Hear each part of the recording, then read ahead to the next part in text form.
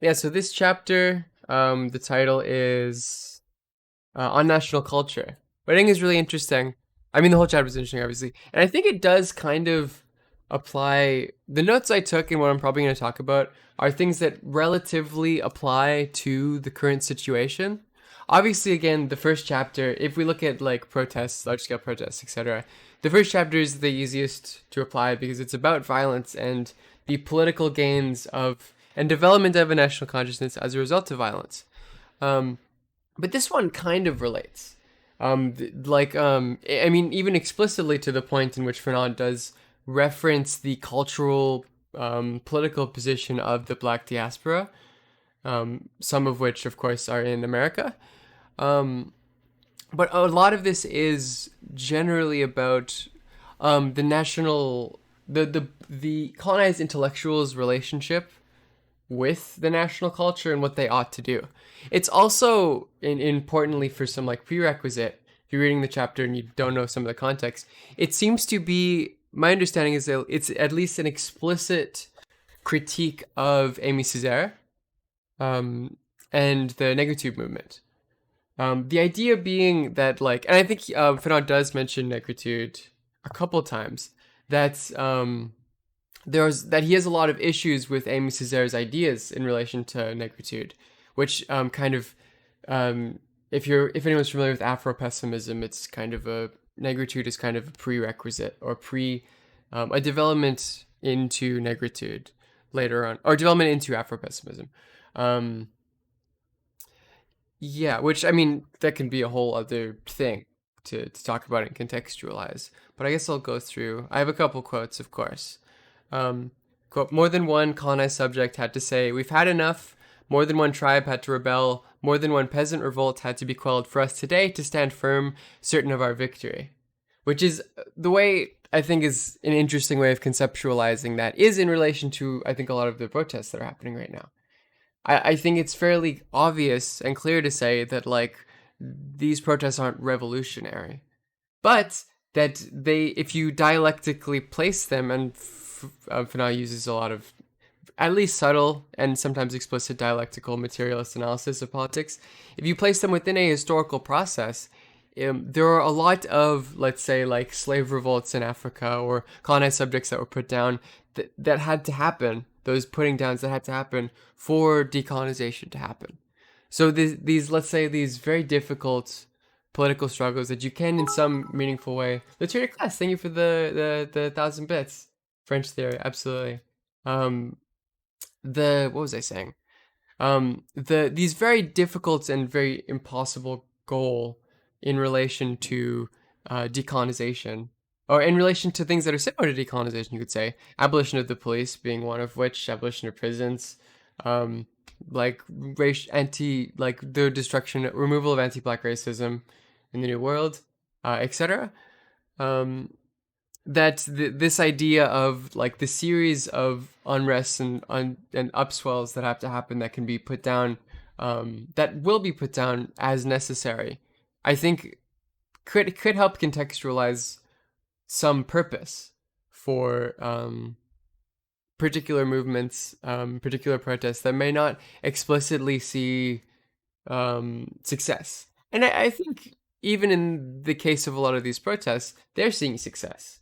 I think that a lot of at least the discussions they're trying to bring up and the issues they're trying to put forward, discussions and resolutions to police departments, their brutality, their overfunding, anti-black racism, related to the police departments, is the solutions are being brought up. So I guess um,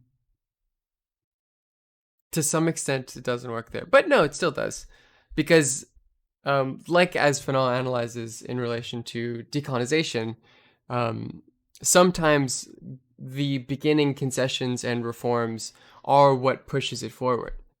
Um, there's a socio-historical string of actions, so to speak, and if we contextualize these protests within those, it helps give more purpose to them, right?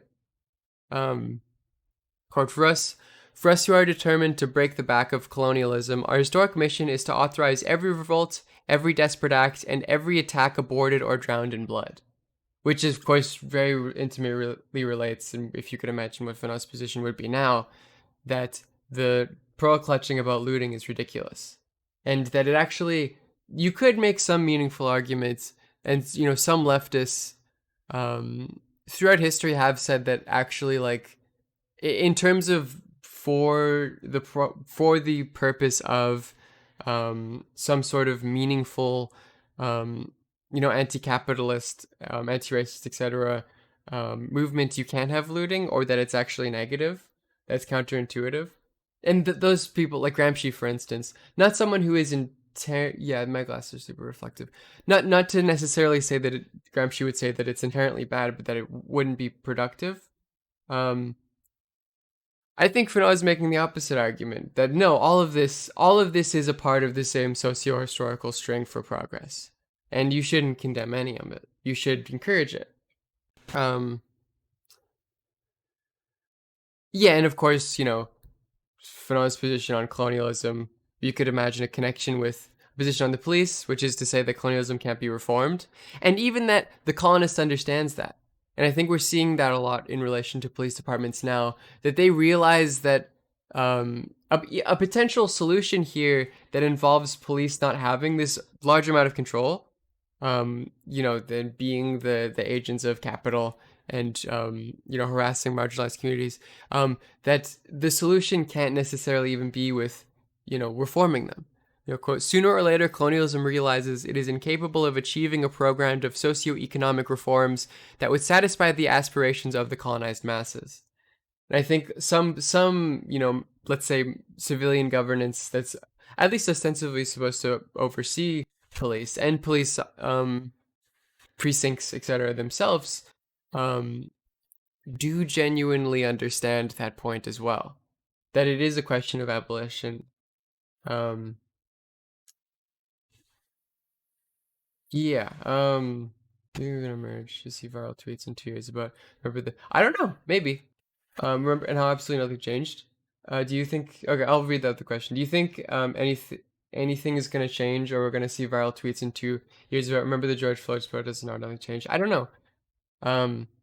I mean, I do think, even if it is, and I guess the analogy is similar to like Ferguson, where there was of course this national moment, and there was no meaningful police reform as a result of it. But again, I think that Fanon's answer to that is that it's all a part of the same socio-historical string, and that it is a move, that it's a move forward, and that they're all of these things are connected, even if the explicit gain is not a victory. If we look at the victories of decolonization, they existed in this socio-historical string that was included, that, like, brutal put downs of decolonial revolts were a part of that string and were necessary. Even not that their failings were necessary, but that those actions themselves were necessary, even if they did fail in the immediate sense. And of course, Fanon dialectical mentions many times that, and actually, no, this is the part where he begins to talk about the relationship between that struggle and the national identity and the colonized subject, and how it's dialectical.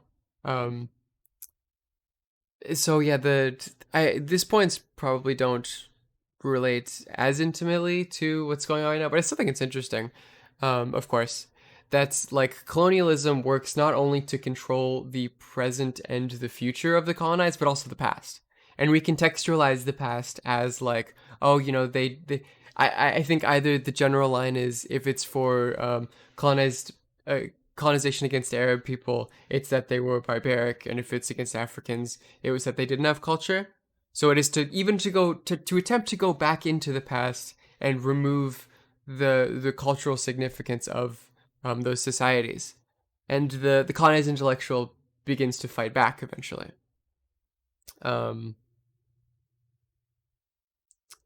Yeah, and I think the way that they fight back is something that Fanon, I think, is writing about himself earlier on, but I think also about people like Aimé Césaire, which is to say that when the colonized intellectual fights back and claims their history, they contextualize it into a far more unified identity than existed before decolonization, before colonization.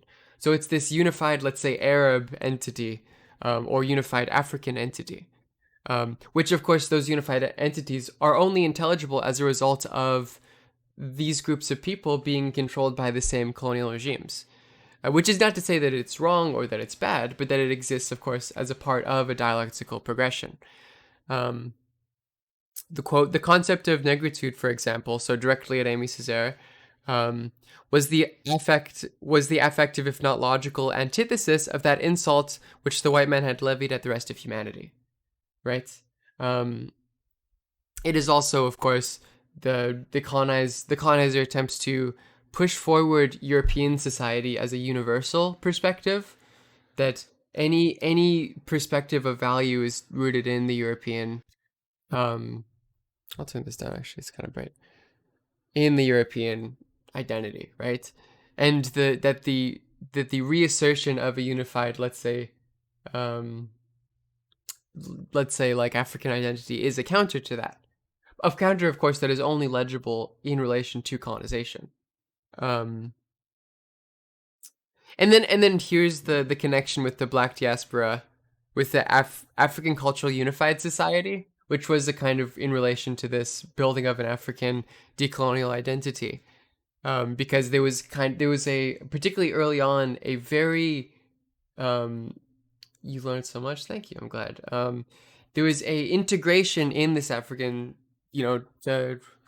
what is it? African Cultural Unified Society of particularly Black Americans, for instance. They weren't even seen as a separate political bloc in, I believe it was like Fanon mentions the first African Unified Society Congress in Paris. They were seen as having similar experiences. Let's say I think Fanon uses the example of like Tanzanians. So this is, of course, on the grounds of the logic that the white American treats Black people the same as the white colonizer treats Africans. I mean, Black people in Africa. And really cool quote. It allowed for some type of cultural matrix for diaspora Africans to cling to. I mean, the way Fanon puts things, I mean, again, he's an incredible writer. And also shout out to Phil Cox for having a good translation, because I think the other one isn't that good. Exclamation point book. If you want the book, we're doing chapter 4, of course. Yeah. But again, there's this tension that creates, and this is Fanon thinks that this let's say like African identity isn't national.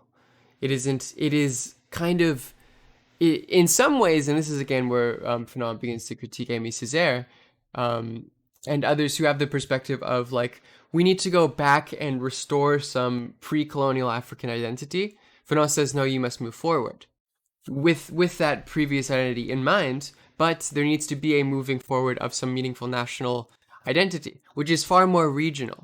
So, the issue is like Black American problems are different than, let's say, Black Tanzanian problems.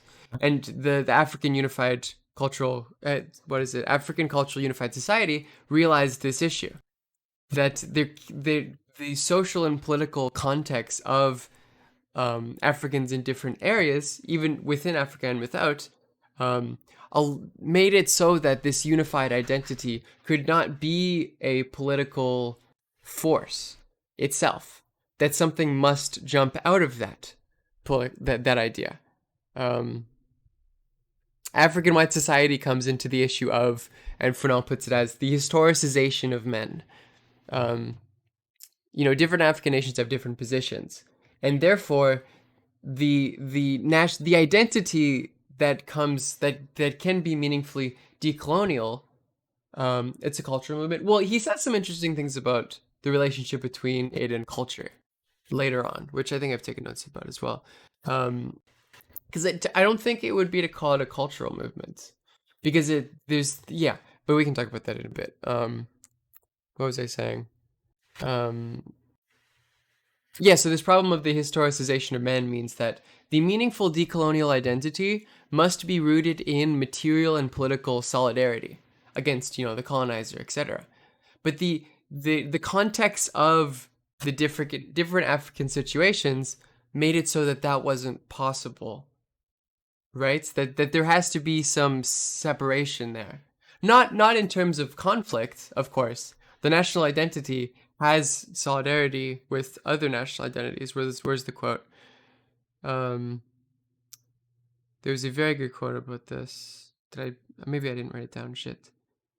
That, let's say, like the leader of Tanzania and Burkina Faso would have solidarity for each other.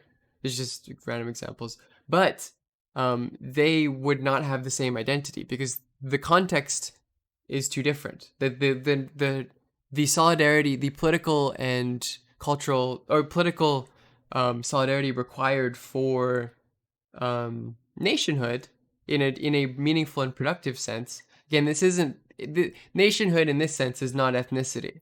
It's not built upon ethnicity. It's not built upon religion necessarily, or even culture to some extent, because the culture, the national culture develops specifically in relation to the decolonial struggle. So again, this is another reason why Fanon doesn't like Aimé Césaire or has critiques of him, because Aimé Césaire wants to go into the past and create some sort of cultural national identity from the past. Fanon says you must go into the future. And one of his critiques of colonized intellectuals, which I think this is explicitly at Césaire and others who agreed with his mission, is that they're not actually speaking to the political, cultural relationships that colonized people are going through, because their culture is caught up in the decolonial struggle. It's not going back. So yes. But importantly, Fanon doesn't say that Aimé Césaire and Negritude are bad. It's that they are part of a decolonial process, right? A process that continues, that the national culture must come out of. So there's this rejection of the colonizer saying that the colonized does not have culture, or before they were colonized that they didn't have culture, and a reaffirming of some sort of pre-colonial unified identity, but then a movement beyond that to a national identity built on political, economic, material solidarity. Sooner or later, and this is about quote, sooner or later, the colonized intellectual realizes that the existence of a nation is not proved by culture, but in the people's struggle against the force of occupation. So the building of some purely cultural pre-colonial identity, while important initially, must be rejected, for Fanon at least. And yeah, which I think is I'm struggling to relate that intimately to what's going on right now, but I think it's an interesting point. Quote, seeking to stick to a tradition or reviving neglected traditions is not only going against history, but against one's people.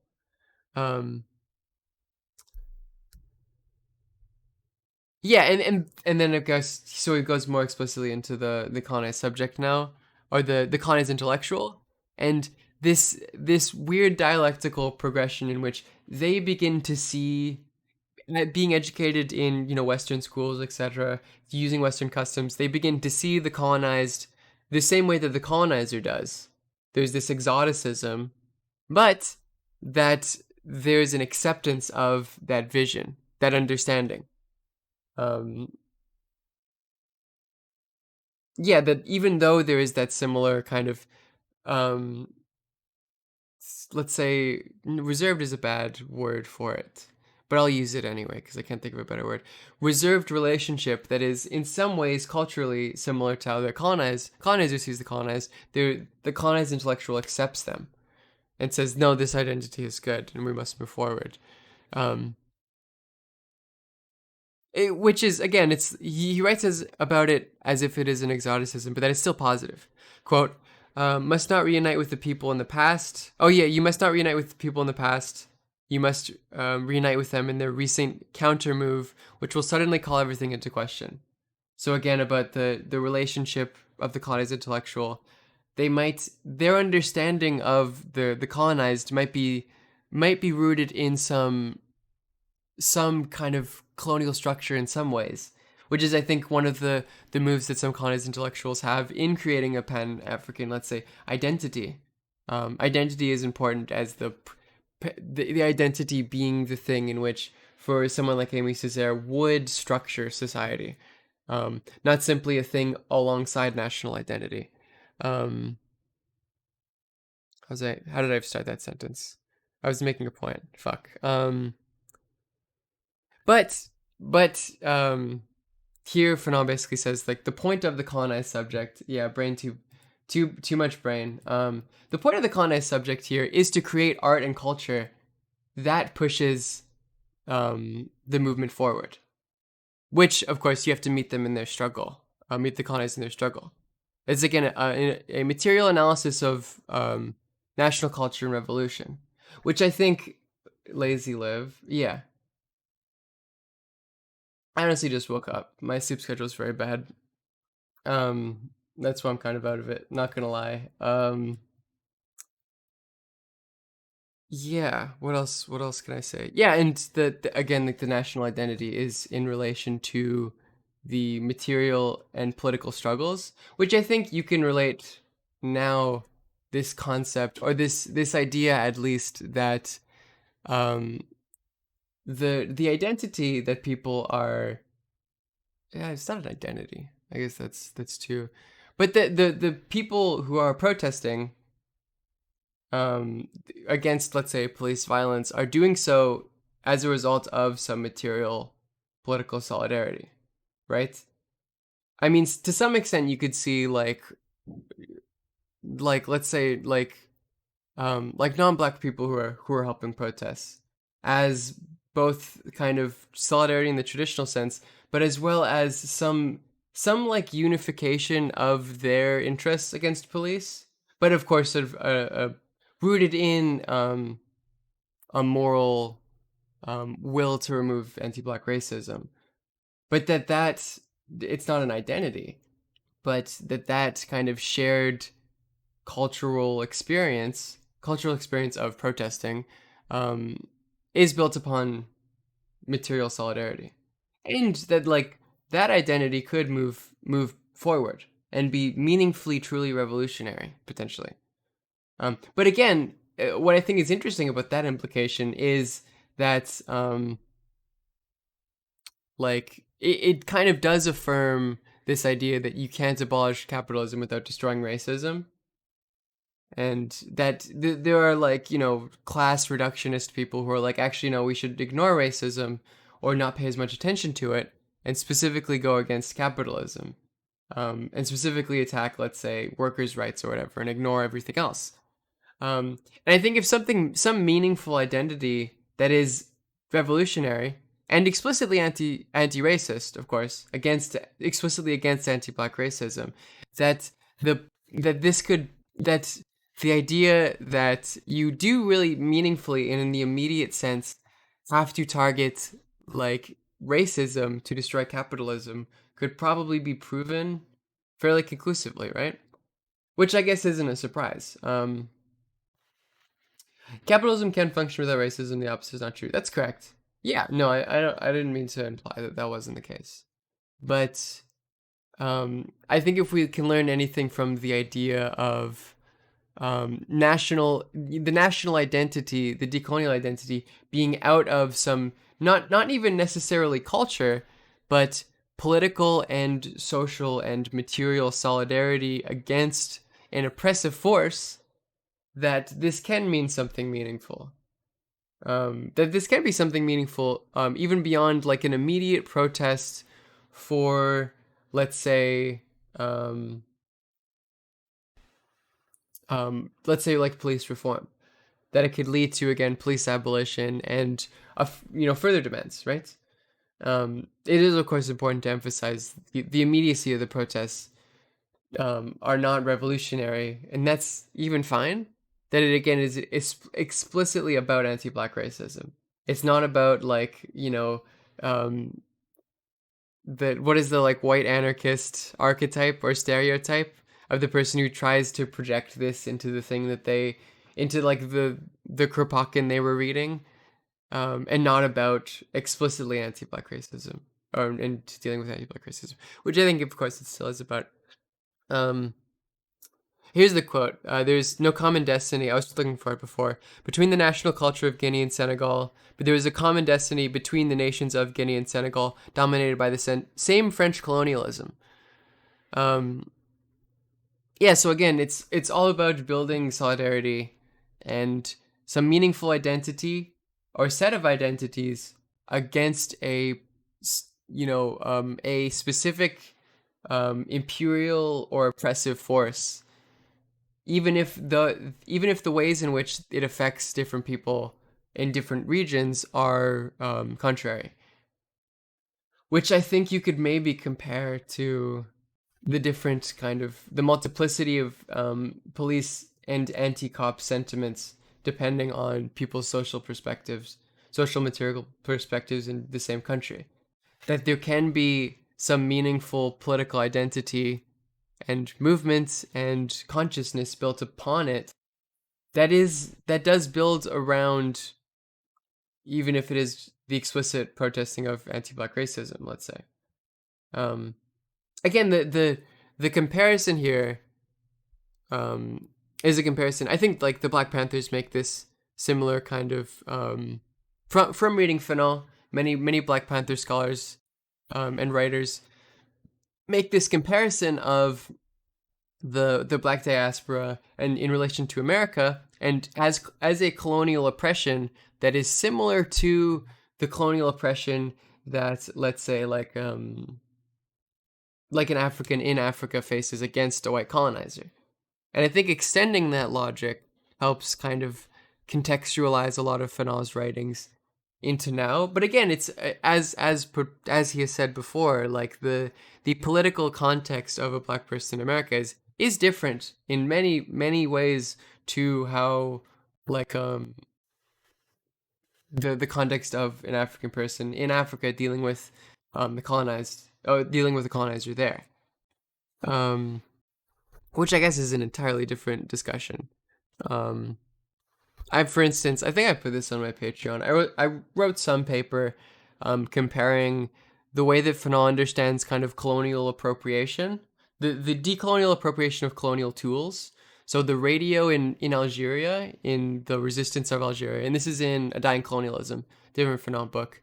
The radio was used by Algerians to broadcast the new national identity, and to provide some greater unified like decolonial identity, from a tool which was explicitly originally colonial, right? The initial relationship the Algerians had to the Space Bear, thank you for the 2-1. The initial relationship, sorry, I'm awake now. The initial relationship that the Algerians had in with the radio was that it was a colonial tool. You turned it on and you heard music and media and culture from the metropole, from France. But then they took it and they reversed the meaning to make it decolonial.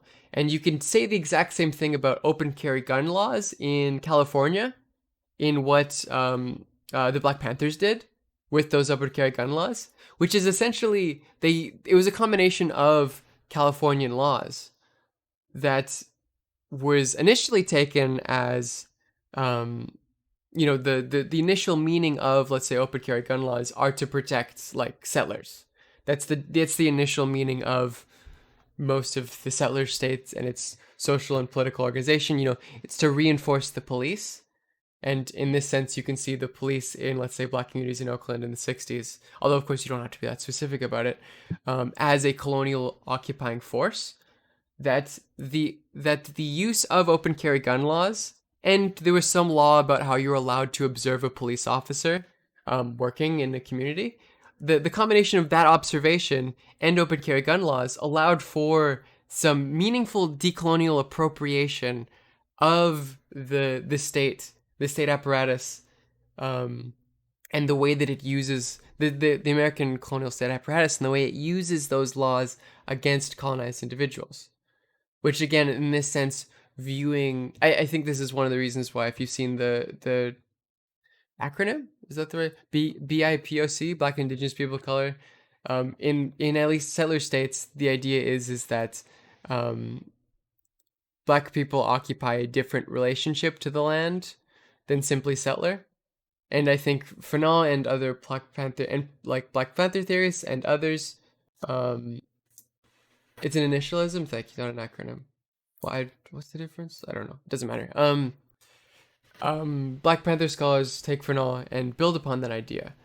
So I think, in that sense, the idea of developing some meaningful national identity based on social and political solidarity against an oppressive force, we can see some meaningful solidarity and some meaningful decolonial. I don't know if maybe that's too optimistic, because again, it is occupied in many ways. This movie would be occupied by some settlers, but at least anti-racist, revolutionary. Oh, you can't. Okay, thank you. Revolutionary movement. Of course, there is also the big problem that the situation is entirely different. Again, like the relationship of a settler state that is somehow like that is managed to attain some sort of population, either majority or strong minority, makes the relationship far different than in Algeria, where you could say it's probably 90%, probably more, and of course this number goes up, like indigenous people of Algeria. So the situation becomes different because it becomes different if the colonized subject it becomes a minority in the sense of the this population size. It's an entirely different relationship that creates a multitude of problems, of course. But I think the connection there is interesting, if that even makes any sense. Um, Again, what the idea of a national identity that is decolonial, in this sense, makes it hard. It's a hard comparison to any potential movement in American politics, which has made me further, be skeptical of the idea of America as a concept, or any other settler state really, but particularly America because of its scale. Um, the indigenous people of Algeria be Arabs or Berbers, both. Yeah, I guess depends on the area of Algeria. Um, yeah, because again, like as Fanon was saying, like the Algerian identity was um, I believe, except, I mean, if you're familiar with Algerian history, which I need to be more familiar, at some point this became not the case. Which is again when Fanon analyzes this idea that the national bourgeoisie takes power, and doesn't care about strengthening this national identity, but resorts to, and then conflicts, like ethnic conflicts, break out, which is against the idea of this national decolonial identity. That very long drawn out sentence, but that's the Algerian identity was a coalition of different ethnic groups in solidarity against the colonizer, and that they were to be viewed as unified. That the Algerian state would ideally not represent a particular ethnic group or place particular power in the metropole. It would redesign space and allow for, again, continued solidarity between the everyone who is in Algeria, um, and is a colonized subject, to the point in which that again that identity isn't based on ethnicity. Which I guess if you could bring it here, bring it to our current context, that I don't know, that's probably too optimistic or something. But that some meaningful anti-colonial identity could come about despite, of course, not counting ethnicity. But then, of course, yeah. But there's a lot to that, and how possible that is. And of course, decolonization in the American context and the Canadian context and the Americas, I guess, in a settler state, is fundamentally built upon also the idea that indigenous people get their land back. So there needs to, I guess you could have some meaningful discussion about some indigenous scholars who have, of course, very intimately. I mean, there's a lot of writing on Fanon and Indigenous scholars. At least I'm familiar with a lot of Canadian ones. I'm sure the American as well. Um, and the connection or possible maybe possible meaningful critiques of this idea of developing a national identity, national decolonial identity, because it has to be accompanied with the return of land to indigenous societies, indigenous people, which then maybe could meaningfully we could maybe meaningfully and imagine the integration of people who were previously settlers into those societies with those practices, not upsetting those relationships of land. Yeah. One of the books I would recommend is Red Skin, White Masks by Glenn Coulter, who's a indigenous scholar. Um, of course, reference to Fanon's book Black Skin, White Masks, but how, which I mean, some of this actually he does go in and talk about, but that's a whole other discussion. That other book, it's good. I would recommend reading it. I'm sure it's online. Yeah, I guess that's all I have to say right now. I'm kind of rambly today. I'm kind of out of it. Sorry. But I hope you guys gained some information from that. Next week on Saturday, we will be doing the final chapter, Colonial War and Mental Disorders, which is madness discourse, of course. Um, which is, I love. I think madness discourse is really interesting. And, mental illness, etc. But yeah, so hope you guys like that.